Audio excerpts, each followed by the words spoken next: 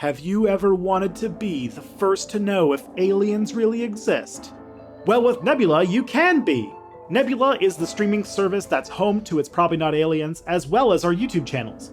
And the best part? All of our content goes up early on Nebula. So when we break first contact with ET, you'll be the first to find out. That's right, you'll be able to listen to the next episode of this show before anyone else. Plus, we post bonus content that you won't find any other place. And the best part? By signing up for Nebula at nebula.tv/probablyNotAliens, you're directly supporting the show and both of us. So don't wait any longer. Join Nebula today and be the first to know if this time it really is aliens.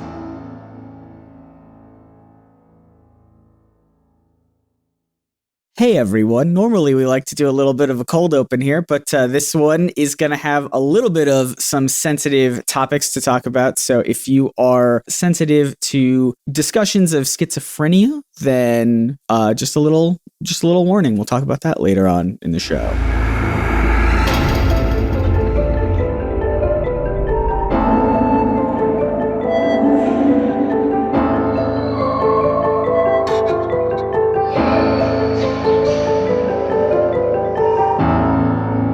Would you consider yourself a sweet person? I'm more of a savory person. Okay. I think. Interesting. So I will say I am also in that vein. I feel like people overloaded with sugar. I don't know. Like people who like breakfast and they're like, their idea of breakfast is all sugary things. It's just like we did get breakfast recently with one of our friends, and we had to decide if we wanted savory breakfast, eggs, toast, bacon, things like that, versus do you want what is effectively dessert for breakfast? Do you want pancakes and French toast and waffles and all of that stuff? It's too much. Is this actually what you were referring to when you asked me if I was a sweet person? I mean, we could also go the other angle. Are you just like a person who likes to leave like little notes and like remember people's birthdays? And like it could be either one. But the big thing is that we're going to a town today that's literally called Dulce, which is the Spanish word for sweet.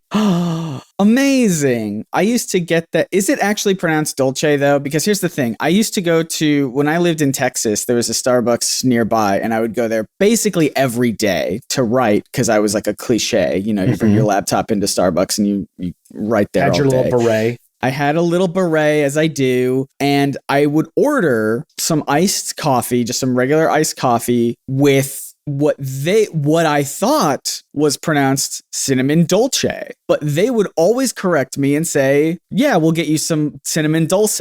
So now I feel like I'm all back to being confused, because now I've changed to say dulce my entire life now, ever since those Starbucks baristas corrected me. And you're telling me that it's actually dulce? I thought it was, but let me see if I can, because like normally, like see, now I got you confused. Well, now that I'm like, because we put so much authority on Starbucks people that immediately upon hearing a story, you're like, well, maybe they are right. Yeah. What's it called? Google is saying it's Dulce. Because I would say you were in Texas when you were doing that, right? And I imagine there's more people who know how to pronounce things correctly in Spanish there than I would have gotten. Potentially. But Dulce, that makes sense though, actually, because the ch sound is like its own letter of the alphabet, kind of in Spanish, whereas ch is its own thing. So that kind of makes sense that it wouldn't just be like kind of added in. Well, I'm glad we did this, or else we would have gotten a lot of emails from people saying that. We're still going to get emails from people telling us the correct way to pronounce things. But either way. Yeah. Thank you, Starbucks people. Usually I was hard on them a little bit. I was like, we put too much weight into what they say, but I think they were right. I think Starbucks workers are good and should unionize also, just like as a side note. Just FYI, might be a thing you want to try out. Usually I'm better at Spanish, but I messed that one up. Oh well. I messed it up too. But we're here now. We've learned. We've grown as people in the last 5 minutes. Yeah. On that note. So what is this place? Who are you? What am I? What is this life? What is this show? Why are we talking about things? Why are we talking? Why do we have microphones in front of us? Well, that's a great question. This is a podcast called It's Probably Not Aliens. And we haven't mentioned aliens yet. But we'll get to it, I imagine. We look at ancient astronaut theory and the show Ancient Aliens, and we debunk some of those conspiracy theories. We look into them while learning about the real life history of people and places and things and cultures. And it's a fun time, and we like it. We've been doing it for over 100 episodes. It's good stuff. My name is Scott Nicewander. I'm the host that knows nothing, except for now I know to trust Starbucks workers with my life. That is the thing that we have figured out. Yeah. If you work at Starbucks, you are always correct. I'm sorry I doubted you. My name is Tristan Johnson. I typically pronounce Spanish words correctly, except when it is the word dulce, which makes sense because the French word is douce. So there's that. Oh. We're going to Dulce, a small town with big tales. And even bigger taste because it's sweet. Yeah, it's a nice sweet place. What makes this place so sweet? What makes this place so sweet is the potential that, according to ancient aliens, that there are underground tunnels and caverns around the globe that could be okay, let's talk about Ancient Aliens, the show that we have been responding to for over 2 years now. Yes, tell me about them. So Ancient Aliens we are now in an episode called Underground Aliens, which is all dedicated to the theme of what if aliens, but underground? Oh, and there's various different places that they go to. One of the places is Dulce, because millions of people around the world believe that Dulce in New Mexico is the site of an elaborate underground base that has alien activity and advanced technology, and that it might be a base for human extraterrestrial alliances where experiments on humans are conducted. According to these claims, there are multiple levels, each with different disturbing purposes like genetic experiments or advanced propulsion systems, and some assert that there have even been violent clashes between the U.S. military, and extraterrestrials that have led to people dying. This sounds just like a different Area 51. Yeah. Right? What if Area 51 again? Maybe Area 51's a decoy and this is the real one. This is the real one. This is the one no one's going to tell you about. Yeah. So Dulce, is this underground military base the real deal where all of the alien stuff is going down? Well, I gotta know now. Let's see if that holds up to scrutiny. You guys know that the answer, it's this podcast. You guys, I feel like I was trying to be like, can we make a hook? And then every time I try to make a hook, I always default in do you think that this one is the real deal? And you know it's not. You know it's not. But what if we pretend for a little bit that it could be? Yeah. That used to be my job, and I've been slacking. So you know what? I believe this wholeheartedly. All right. So there's underground this is the fresher Area 51, the new one, the Gen Z Area 51. It's cooler. It's hipper. Sure. It's been picked up. It's a little chuggy actually getting its start in the 1980s. That's okay. Okay. There's this whole chuggy discourse. Is that even still a thing that people say? This is my suspicion. So there is this whole article that came out trying to say that the Zoomers make fun of the millennials by calling them chuggy, which is just a word that I've never heard anybody under the age of 50 say. Well, you've never heard anyone under the age of 50 say it? Huh. So my conspiracy theory is that millennials got so much hay out of hating boomers because they fucked up the environment and ruined the economy and ruined basically any attempt that anybody younger than them have for a future. But the thing is that Tristan, I love you so much. Do you sometimes forget that we're recording a podcast when we start recording a podcast? A little bit sometimes. Yeah. Okay. Dulce, New Mexico. Hip, fresh. We love it. Yeah. It's an actual town. Has a population just under 3,000 people, and it's predominantly populated by people who belong to the Jicarilla Apache Nation. Okay. Near Dulce is the town of Lumberton, which was established around 1900 as part of a logging community, and a church for St. Francis of Assisi was built sometime between 1900 and 1907. In 1946, Catholic services started showing up in Dulce, leading to the construction of St. Anthony Chapel in the mid-1960s, and was funded by the Catholic Extension Society grants. This is the history of Dulce.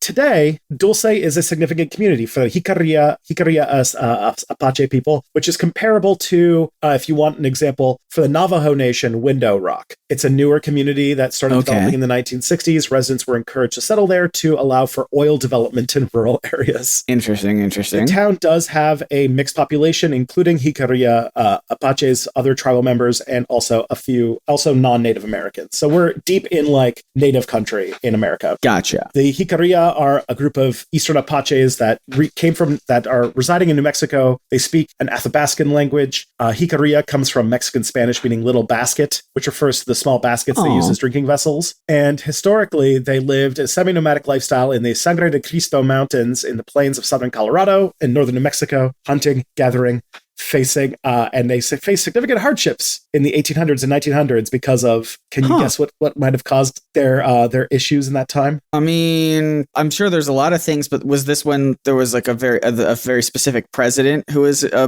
in charge and made everyone a terrible little trail of a bit too late for the Trail of Tears. This is like a little bit for that. Like a 100-year period, basically just as American settlers started moving out west. They were displaced, they were broken treaties, and they also were exposed to disease. By 1887, they got a reservation, which was expanded in 1907 to support ranching and agriculture projects. But they're believed to... So displacement was a part of it. Yeah, for sure. And the Jicarilla Apaches are also believed to have migrated from Canada sometime in the 1500s. So that is like their land is bounded usually by 4 sacred rivers in northern New Mexico and southern Colorado. So this is just like a little backdrop of to what this town is like. But there is this claim that the conspiracy is that there's an underground base beneath the Archuleta Mesa exists, which is said to be jointly operated by extraterrestrials in the U.S. government. So this all comes from one guy. Yes, the idea of there being a base under Dulce, New Mexico comes from a guy by the name... This is a theory of one single individual made up or discovered. Sorry, I'm on this side now. Yeah. This adventurer, this brave soul discovered this and spread the word to the masses to tell us. Who was this person? A businessman from Albuquerque named Paul Benowitz. Paul Benowitz. Thanks, Paul. Yeah. American hero, Paul Benowitz. A native from Kansas and a person who had a bachelor's degree from Arizona State but had no formal training in electronics, did end up becoming a radio electronics engineer for the Coast Guard during World War II and worked as an... Well, he must have been good enough at it then. Yeah, no formal training, but definitely hands-on, and worked as an engineer for several CBS stations. By 1953, he moved to New Mexico, working in sales, and later started his own industrial sales company called Thunder Scientific in 1966. Scientific. An autodidact who studied specifically, who got into electronics because of World War II, basically. All right. He became a member of something called the Aerial Phenomena Research Organization in the 1970s, which you can just imagine what their interest is. And specifically, he got really into, in the 1970s, the topic of cattle mutilations in the late 1970s, which actually was... Interesting. We've done an episode on before. We've done a video, or an episode, and this region around Dulce is where a lot of these cattle mutilations were happening. So we're kind of in that area. Oh, well, look at that. A nice chaser to this episode if you want to re-listen to that one or listen to it for the first time. Another episode to reconsider, because it's also that's one of our grosser ones because it's about mutilation. Anyways, so he took an interest in these cattle mutilations, and this was basically his inroad into studying UFOs, and he started to use his knowledge of electronics to study what he thought were unusual sightings or signals in the area. It led him to claim that there was the existence of an underground base near Dulce, which was supposedly involved in a 1979 conflict known as the Dulce War, and this idea spread to the UFO community because of Benowitz's entrepreneurial spirit. All right. So starting in 1979, he basically, the idea is that he thought that he was able to intercept communications between the military and UFOs, including an actual fight or battle that happened between the two. Huh. And since then, he started believing that he was intercepting these communications. He gained attention through UFO researchers and even US senators. By 1983, his alleged communications with aliens and sightings were reported in the media, and his relationship with the government was also, because of the whole military background, was also a big deal to people in the conspiracy UFO sphere, because they're like, this guy has actual military ties, and this guy knows his stuff, and he is intercepting we can alien trust stuff. him. Yeah, he knows something because he was in the Coast Guard during World War II. Well, I mean, it's similar. It's like similar to sort of stuff that we're seeing right now with the hearings in the U.S. of people who with David Grush are in David Grush, where people are like, we can trust him. He knows his stuff. He was there. He was in the military. I mean, that guy actually was in the military and rather high up. This is a guy who was in the Coast Guard during World War II. Okay, you can't. You can't just say that. I know you're Canadian, but like I'm gonna get so much slack now from people who are like, but it's just the Coast Guard, right? Okay. Let me rephrase that to be a little bit more to get my point across. David Grush was like a high up military official. If there were aliens, he would definitely be the guy who would know about them. This guy was in the Coast Guard. You didn't rephrase anything. Well, yeah, like the thing is, like he wasn't like a top brass general. So like, if there was anything that was top secret, he would not have been privy to that knowledge. God, okay, all right, that's fair. And I apologize in advance to everyone. The military is a very hierarchical organization, and David Grush and this guy are on different level. We're on different levels of the military. Yes, I think that is fair to say. Now, in the 80s, he was convinced that he had discovered this secret underground base, and he thought it was populated specifically by gray aliens and humans. Always with the gray aliens. Always with the gray aliens. And in 1988, he released a paper that he titled Project Beta, which detailed how the supposed base might be attacked, further cementing his legacy within conspiracy theory circles. So this is the guy who started everything. He wrote all of these like things, and he really advocated in the UFO community that he was intercepting information or intercepting communication that showed that there were aliens at this base, that there was conflict at this base, and that there were definitely like the grays, everything very specific. And this caught on like wildfire. And now Dulce has become a legend in the UFO community.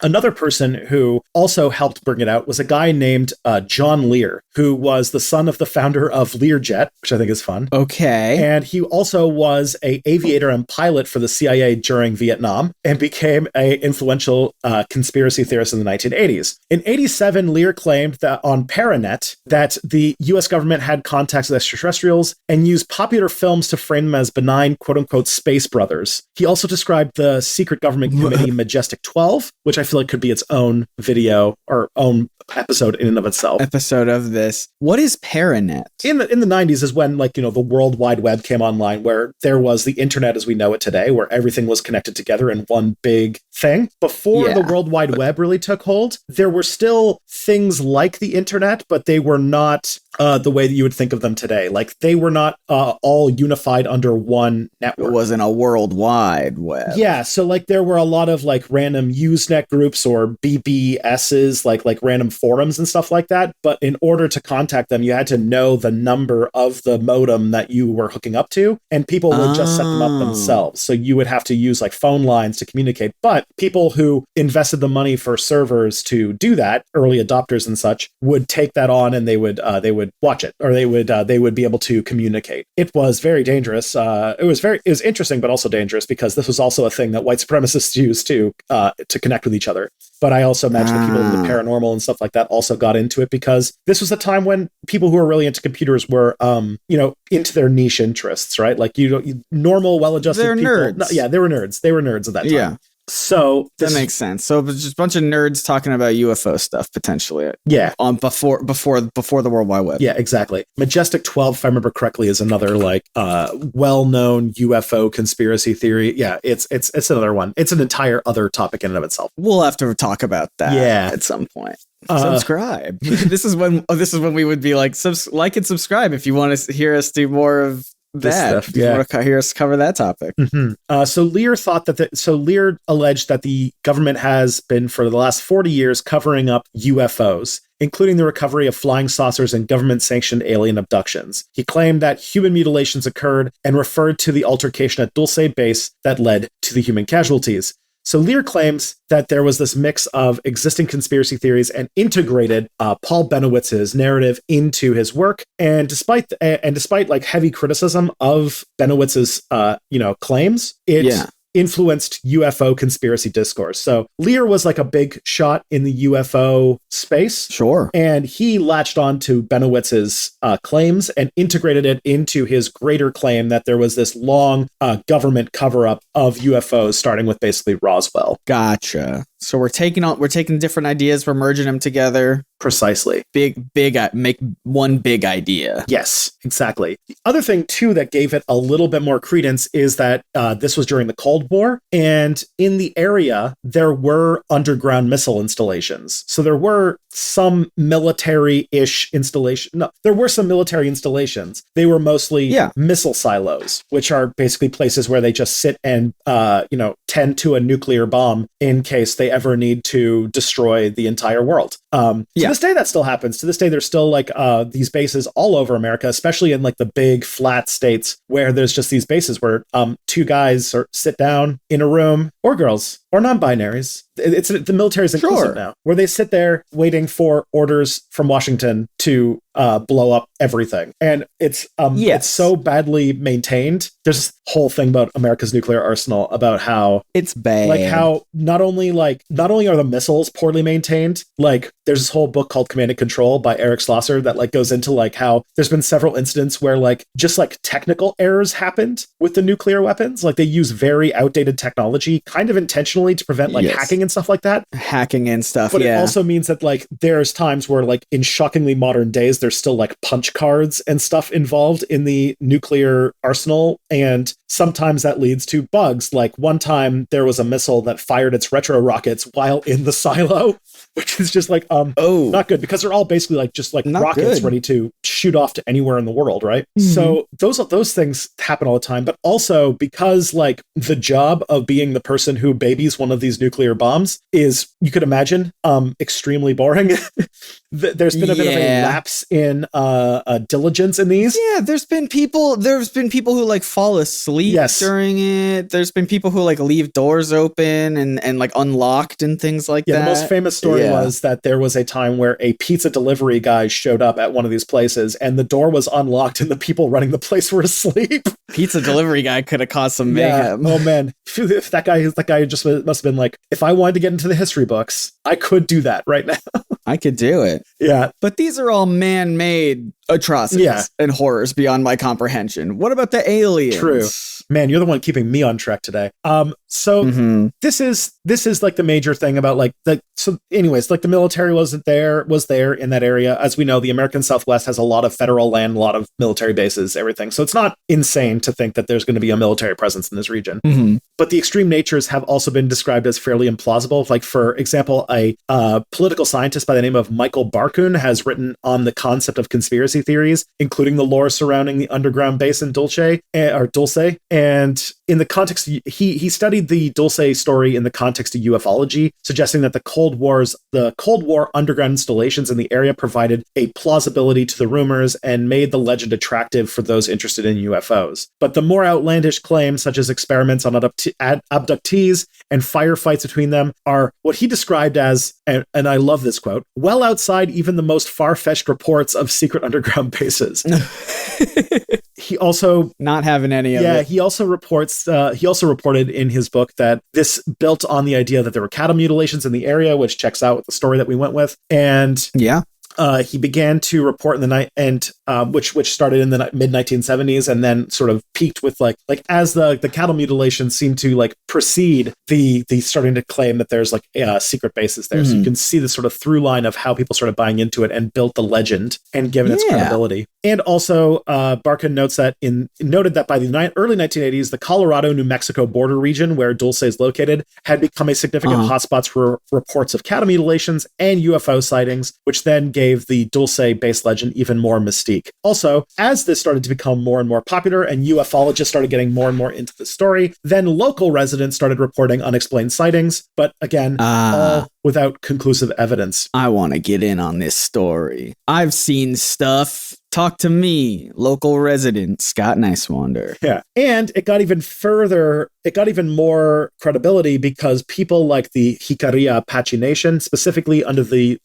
leadership of a guy named Ty Vicente, acknowledged these stories, but openly admitted that he acknowledged them to promote tourism because it has become a tourist destination as a result of this. And well, hold on, because that's not necessarily means that they aren't, like, you can promote tourism to something that is true, though. Mm-hmm. Like, I can promote tourism to the biggest ball of twine in Minnesota. That doesn't mean that there isn't the biggest ball of twine in Minnesota. It is there. Yes. So aliens exist. You hear what I'm saying? I see where this is going. Yeah. All right. I just want to make sure you're following my logic here. But what I will say is that it has promoted tourism in the town, and even in 2016 hosted something called the Dulce-based UFO Conference. So it it has gotten itself a bit of tourist money and built up the economy of Dulce. And so the Jicarilla Apache Nation has sort of leaned into it in order to help out with their grow the local economy. Speaking of which, Scott, do you want to help grow our podcast's local economy? Yeah, I would love to. How do we do that? Usually by taking a tiny break for some products and or services. Ooh, I love those. All right, let's do it.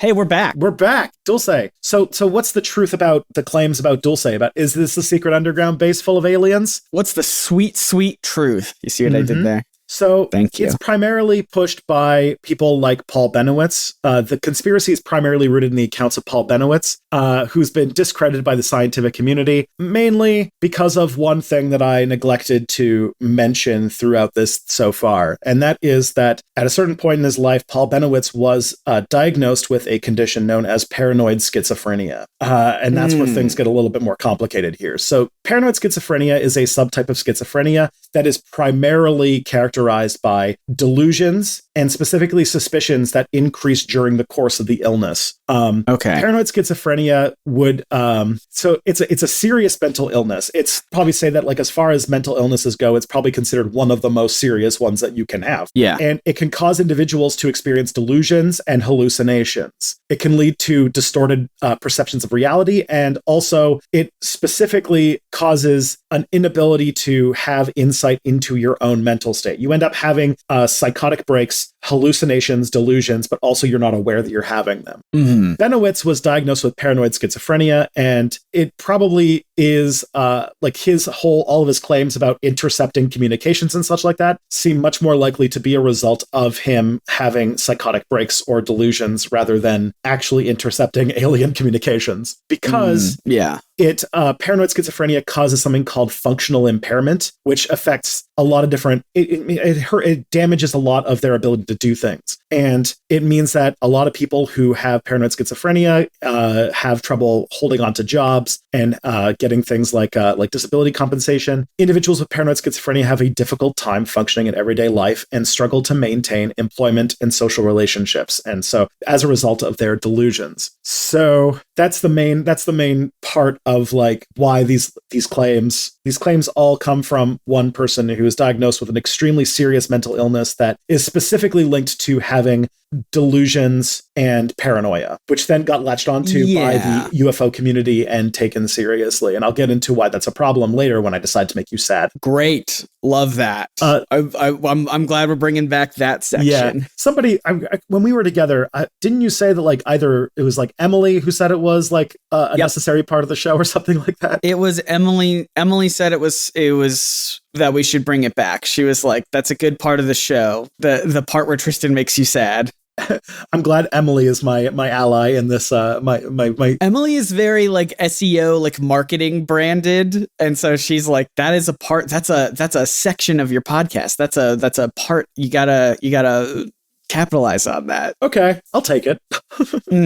So it's not that it's like important. It's that it's buzzworthy or something. I think it's both. Okay. I'll take it. You know what, Emily? We're allies now. We're in an alliance. Good. I could use more allies as a queer person. Thank you both.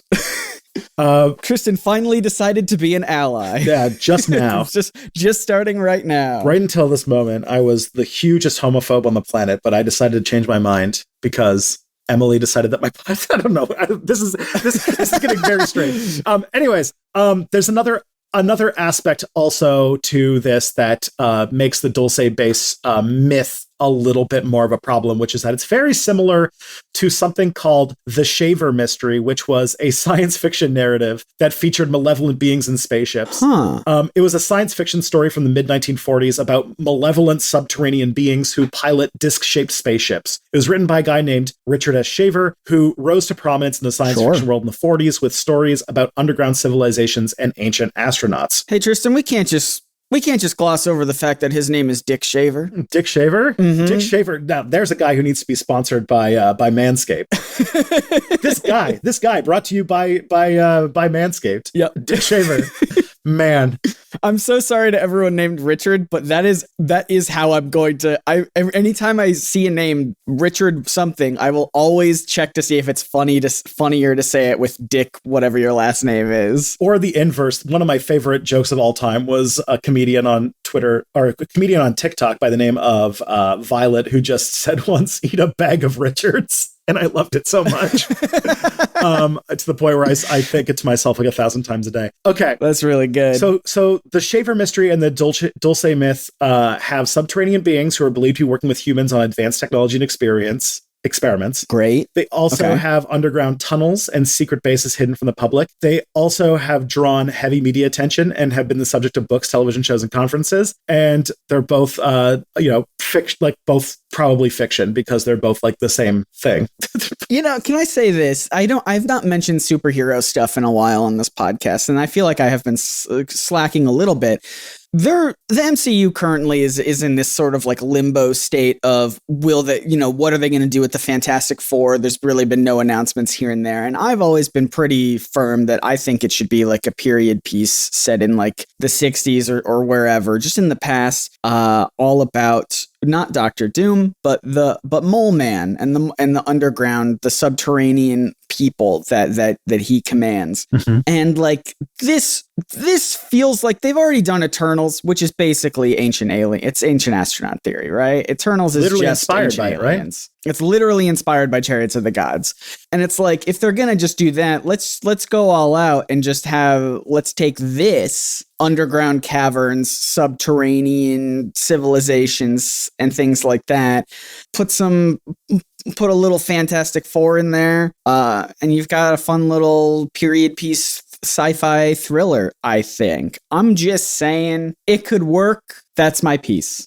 Everyone send that to Kevin Feige. Do this. Mm-hmm. Scott says so. Do you think that Kevin Feige has seen one Nerdsync video? No. What if he had? I don't think he has. There are other directors and stuff who definitely watch YouTube.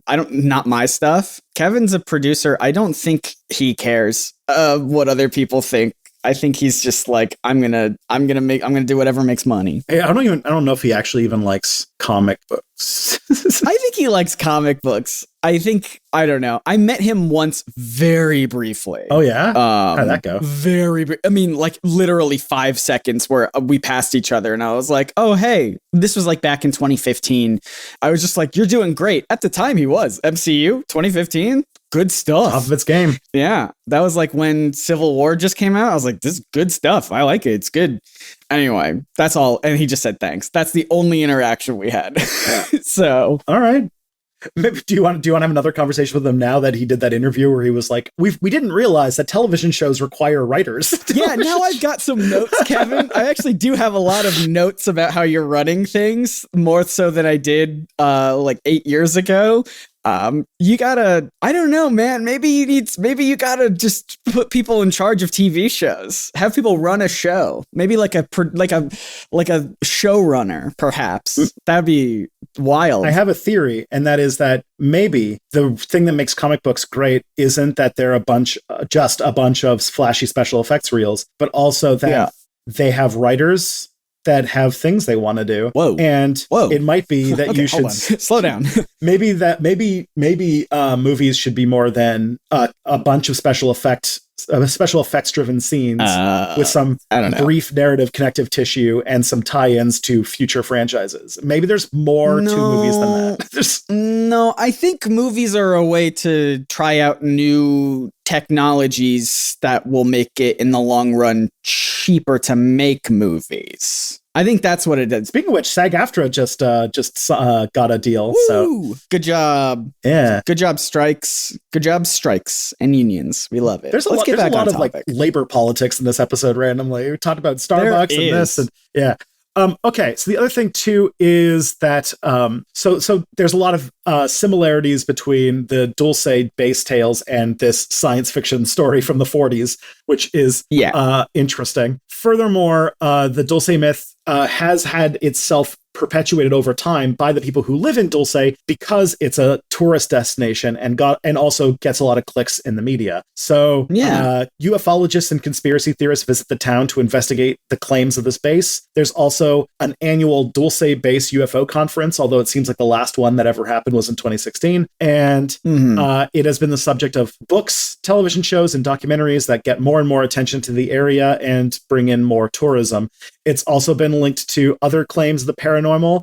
Dulce also has a significant like Bigfoot population, and there's like a lot of like Bigfoot sighting. Like I was gonna say, hold on, they have that's where all the Bigfoots are. Bigfoot population. That's where they all are. No, there's a side thing is that also Dulce is a place where there's like other types of paranormal stuff. Like a lot of Bigfoot people are also in Dulce. Gotcha. And some people have also pointed out that like maybe believing in this is like there's actually a little bit of controversy in the community of Dulce, because some are like, hey, this brings in tourism and it's great, but also it also is like, you know, it's not extremely real. And so like, you know, I imagine that the people of Dulce, especially the indigenous nation that lives there, are like, is it cool that we're like, you know, embracing this crankery and bringing a bunch of weird tourists into town because it, you know, it brings money in. And well, I think what makes it especially tricky is what you were talking about earlier, and I think we'll probably get into it here shortly, but it feels like capitalizing off of the paranoia of someone who had severe mental health issues. He passed away in the early 2000s, Benowitz, so that's another thing. The lore also has been dumped into a broader context of conspiracy theories and pseudoscience. It got a lot of media attention, and so it's been integrated into the UFO lore. People who are deep in the UFO circles have heard of Dulce before, and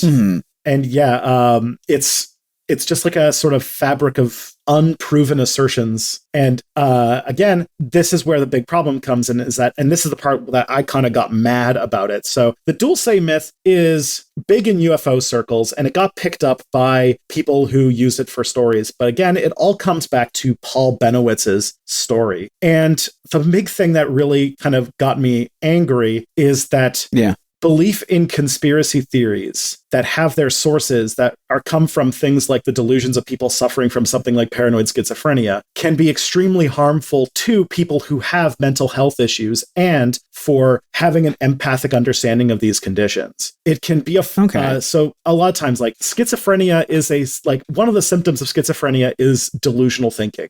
Believing in conspiracy theories reinforces that delusional thinking and makes it more difficult for individuals who have the condition to distinguish between reality and their delusions, which you can imagine is the thing that they basically struggle with their whole lives. Yeah. Individuals with it also buying into these conspiracy communities also means that individuals who have paranoid schizophrenia don't typically seek medical treatment, not acknowledging that they have a condition and taking medication that can help with it, or having therapy that can help with it, or a combination. Sure. It also reinforces feelings of anxiety, distrust, and feeling of losing control. It can lead to a cycle of negative thinking and exacerbate the symptoms of paranoid schizophrenia. And it can, it also will further isolate them. Believing in conspiracy theories, as we've seen with like QAnon and such, it alienates you from the regular people in your life and tends to make you more isolated and confused and lonely, which then creates a decreased quality of life. And again, if you have a condition like paranoid schizophrenia, being left alone can really exacerbate your symptoms because you have no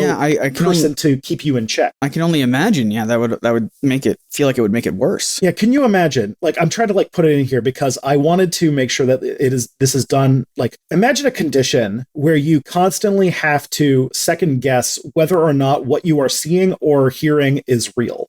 And furthermore, your brain has a predilection towards seeing conspiracies in everything. And you have to constantly be checking yourself to make sure that it's not hallucinations. It's not, you're not seeing things. It's not a conspiracy. It's just life. Like I've been debunking conspiracy theories on the internet for over 10 years now. And I have seen I've gotten very, very sad comments where like I would get a comment from somebody. I got a really long comment once that claimed that because my name's Tristan, that I had this like whole thing tied back to to King Arthur and the Knights of the Round Table, which meant that I was obviously a Templar and like, you know, into this like great big worldview. And then I checked out his YouTube channel, and it was very into a concept called gang stalking, which is a thing you might hear about on the internet, which is like sort of online community that is primarily people suffering from paranoid schizophrenia, because it's like this concept that they're being stalked by people, but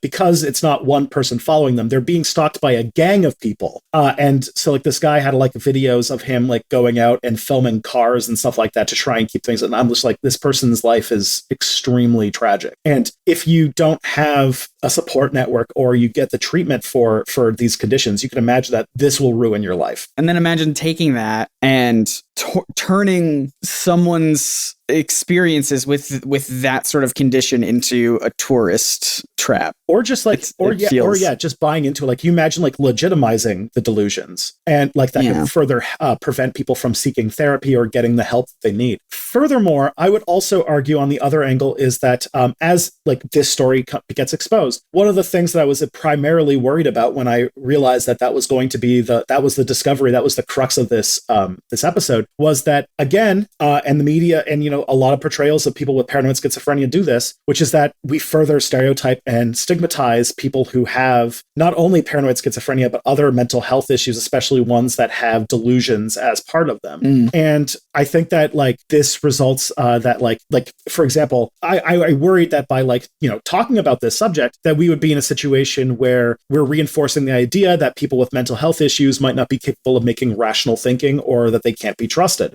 And I think that I want to make sure that like there's probably, given just sheer numbers, there's like a non-zero amount of people who have paranoid schizophrenia who listen to this podcast. And I wanted to reinforce that paranoid schizophrenia is a very serious condition, and they are definitely aware of that. Yes. And that but it is like, you can still have a very like rich and fulfilling life as long as you make sure to like take care of your treatment and keep your support network going. And when this kind of stuff happens, it's very easy for us to use that as a way to dismiss people with schizophrenia. And they're like, these are real people. They're suffering from very real problems. And I think that it's important that we don't use this as a condemnation of people with the condition overall, even though it is definitely a very real reason why we should not just buy into this Dulce myth. But also at the same time, like, I think that Benowitz might have been like, I think it was cruel for the UFO community to take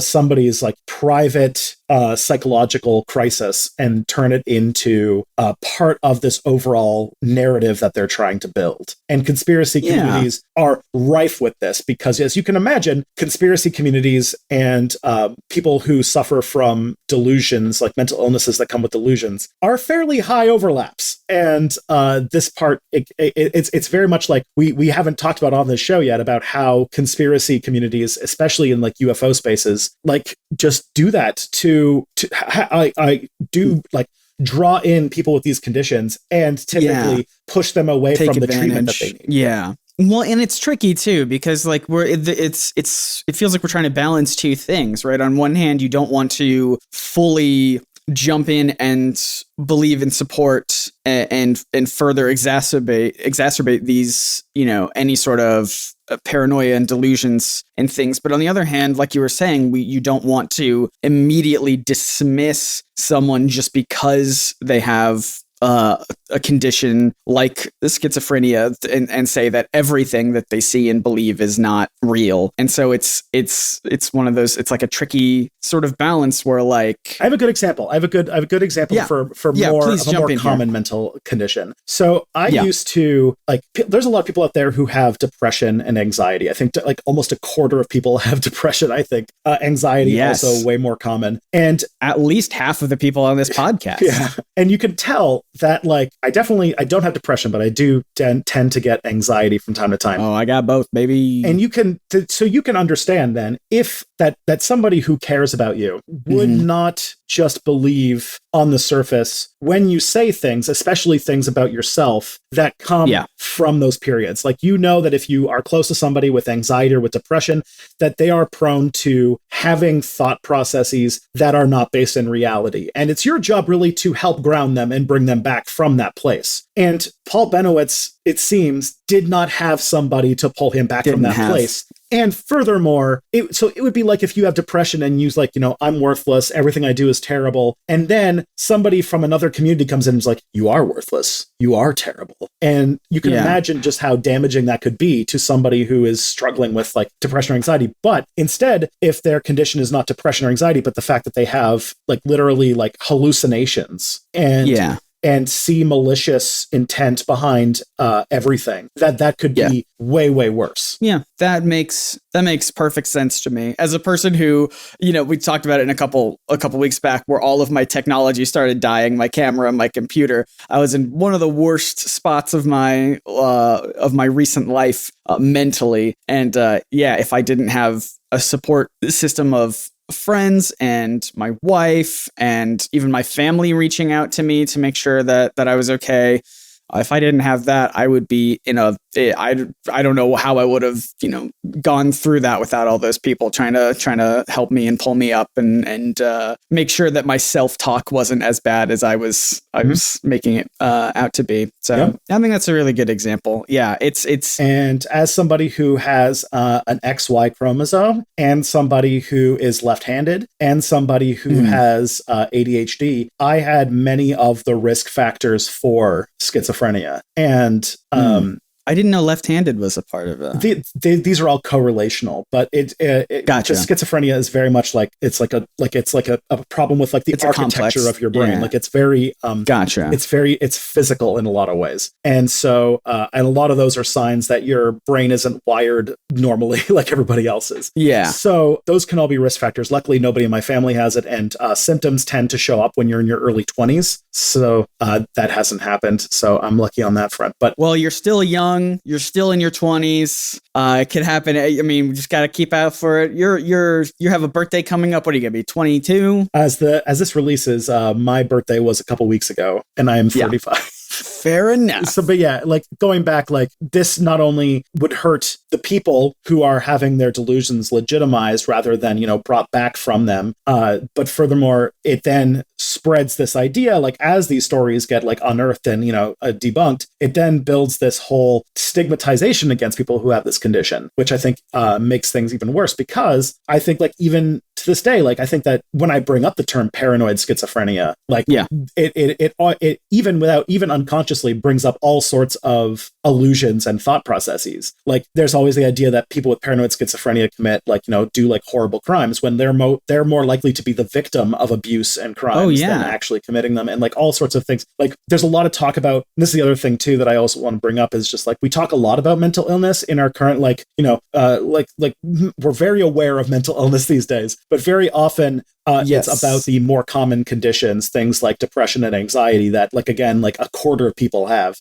But I feel like we don't like maybe we need to have more awareness that there are people with mental illnesses that are more serious and that can be very debilitating and very often like require, like some people with very advanced cases of paranoid schizophrenia might need like lifelong institutionalization or might not be able to live on their own. And that kind of support is not like the amount of awareness campaigns doesn't do much when like they can't get like antipsychotic drugs or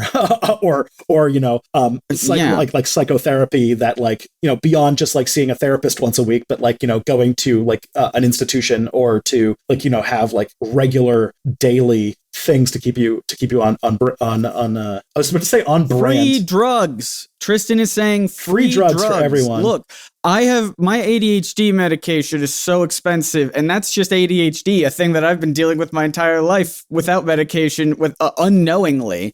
I can only imagine the sort of drug treatment for something like this, and even just therapy in general as well, on top of everything. It's all expensive. Mm-hmm. And if you need something like Thorazine, I can't even imagine how expensive something like that would be. It's too much. We can't get free drugs. Yeah. Free drugs, free therapy, free healthcare. What? Wouldn't that be nice? A lot of political talk on this episode. So weird. Free, what's it called? Free drugs, Canada. Get on that shit. Free drugs. Free dental. Let's make it work. One place where you can get free drugs is if you've successfully, I was going to say, I think you have successfully brought back the part where Tristan makes you sad, and also kind of like the part where Tristan makes you mad a little bit. Tristan makes you mad, sad, and radicalizes you. And rad. Yeah. Mad, sad, and rad, as in rad stands for radical. Yep. Hell yeah. And if you are rad, if you're a rad Chad, if you're a sad, mad, rad Chad, you can go follow us at Probs Not Aliens on Twitter and Blue Sky. Yeah. And Tristan's looking up a Blue Sky code for you, I imagine. Yep. We're giving away Blue Sky codes. I reset my cookies, so I have to re-log in. That's okay. I bet I have one. I'm gonna Tristan, shut up. I'm gonna do the code this week. You've been giving out so many free codes. Everyone likes you more than they like me. So here's my free Blue Sky code. That is not true. Free to a good home. BSKY-social-MZQMX-SPN73. First come, first serve. Join us on Blue Sky and tag us to let you know, to let us know that you joined. Tristan, you do other stuff online that makes people sad, mad, rad chads. Yeah, theoretically. I have a channel called Step Back where I talk about history and why the past is important for understanding the world that we live in. If this is coming out on the day that I think it is, then the video that should be the most recent will be on the land back movement and why land back is good, which is very apropos. And we're talking about indigenous nations here a little bit. Yeah. Scott, it's also December now. And if I wanted to know about a time where Batman sang Silent Night, do it. Where would I go? I knew that was going to happen. You knew Batman Silent Night specifically? As soon as you said it's December, I was like, I know exactly which one he's doing. That's an old video of mine. Tristan loves this little goof and gaff where he pulls up really old videos of mine, but that's okay. I think that one was a fun one. And you get to see my great Christmas sweater that I've had for so many years now. That's on my YouTube channel, Nerdsync, Nerdsync. It's all one word. Mm-hmm. You know that already. You make good stuff all the time. I make videos about comics. Yeah, I made videos about comics and superheroes and cartoons, and I've done a couple video game ones. I just did one recently. I mean, hopefully I've done more by the time this comes out, but I've done one about why the Scooby-Doo... I played through Scooby-Doo 2 Monsters Unleashed to try and solve a mystery that has been haunting me for 20 years. And judging that you're 21 years old. It's been haunting me since I was a little babe, a small little babe, and I'm definitely not 31 years old. And you know what else, Tristan? Both of our videos and stuff are on Nebula, as well as this podcast, which you can find at nebula.tv/probably-not-aliens. You can also listen to episodes a week early over there. We're back at it, baby. Yeah. Which is very exciting. Scott's setup is back in action and he's like ripping and roaring. I'm ripping and roaring. I edited 2 podcasts yesterday. We're back going. So thank you for Tristan for filling in for the past month and a half. I appreciate it. Thank you to everyone who writes reviews of this show on Apple Podcasts and leaves feedback on Spotify. Those always make me really happy. I get notifications anytime someone does something on Spotify. I get emails about it. It's very fun. And make sure you tell your friends about the show. That's how we grow. We're growing, baby. And it's because of you. And a great place to send your friends is a very simple website, probsnotaliens.com. It's got links to everything. In fact, the only thing it doesn't have right now is links to our Blue Sky accounts, which we should probably do so people can follow us. I'll try to remember to set that up. But either way, that's it. So until next time, my name is Scott Nicewander. I'm Tristan Johnson, and the truth is out there. Probably.